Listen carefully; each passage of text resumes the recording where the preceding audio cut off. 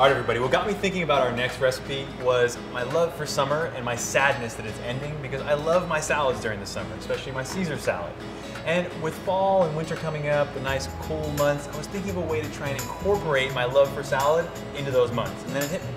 What about a salad soup? And then went one step further, what about a Caesar salad soup? So that's what we're making right here, a Caesar salad soup.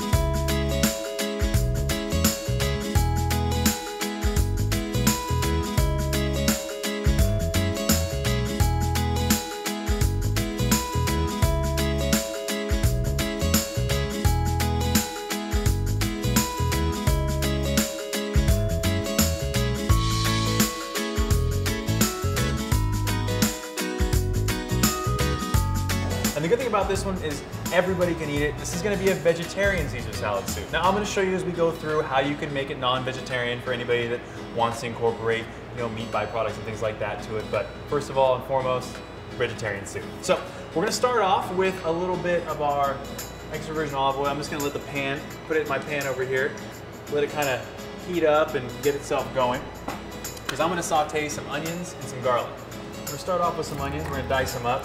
Now, one cool thing about onions that you may or may not know is you can actually place them in a freezer or in the refrigerator to actually stop the process of making you cry while you're cutting them. So if you do that and you throw it in the refrigerator for just a few minutes prior, it takes away all the problem. And I also heard that chewing gum helps too, but haven't necessarily tried that.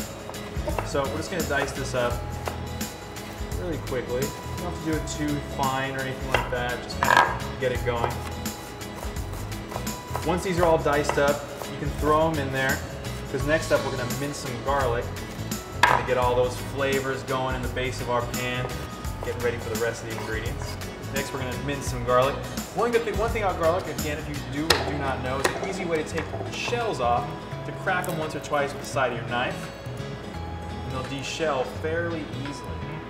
We're just going to mince nice and easy. Oh, there's that sizzle. I'm going to throw a little bit of salt in the pan, just kind of get a little bit more flavor in there. Lettuce.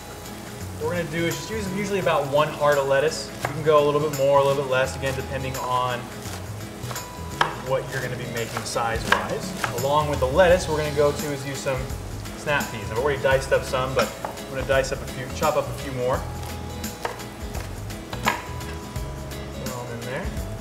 Or can combine both in the pan now that our onion and garlic mixture is doing well. Now you're going to combine both of these in about 5 minutes or so. Let it all wilt up, lettuce-wise.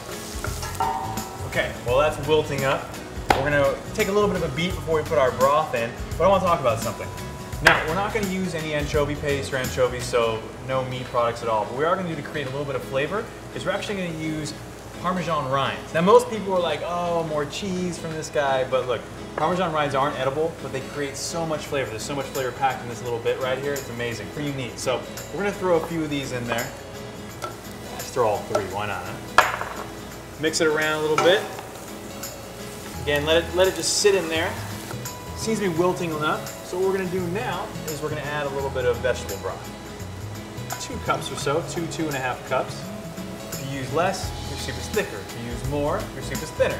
So this is going to be a little bit more thick of a soup. All right, now those great rinds are in there. We're going to let that sit for about 5 minutes until it turns a really nice bright green color, and then we're going to puree it. Now what I use for pureeing is a stick blender. Now why I like stick blenders is they're inexpensive, usually run you around $20, but the mess is so much less, and you don't have to transfer anything. You basically just actually stick the blender in whatever pot or pan the thing's in, and you blend. All right, guys, this is looking like it's all done. Yep, nice and bright green. Put a little towel down and get the pureeing started. Before we get the pureeing started, I'm going to pull the rinds out. That's 2. And where's that 3rd one? I'm trying to hide. All right, so the pureeing started. What I'm also going to do, though, is before we do is I'm going to add a little zest to it and a little bit of lemon juice. It's a little added flavor. Now the zest, all you do is just lightly glide your lemon over this nice cheese grater, or lemon zester, if you will. Just a little bit goes a long way. Don't get too deep on there.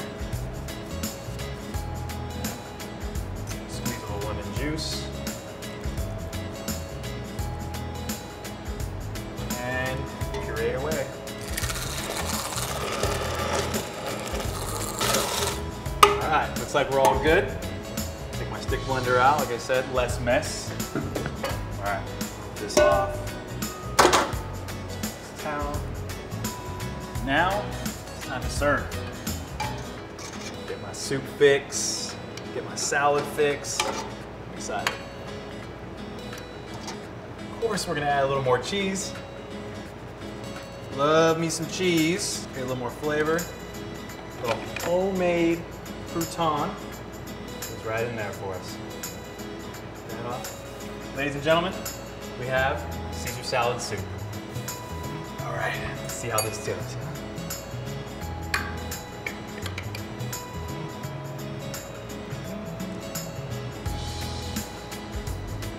Oh, it's good. It's good. You get that lettuce taste that from the snap peas and the romaine. It's a little salady. You got that nice warm broth. It's so good on like a nice cold evening. Right, let's see how this goes with the crouton though. A little bit on top. Oh, it's like flavors exploding in my mouth. Garlic and the rubbed garlic on the crouton, soup, all this flavor. It's amazing. 4 for 4 so far today in this food deconstruction. We're good, guys. Try this one.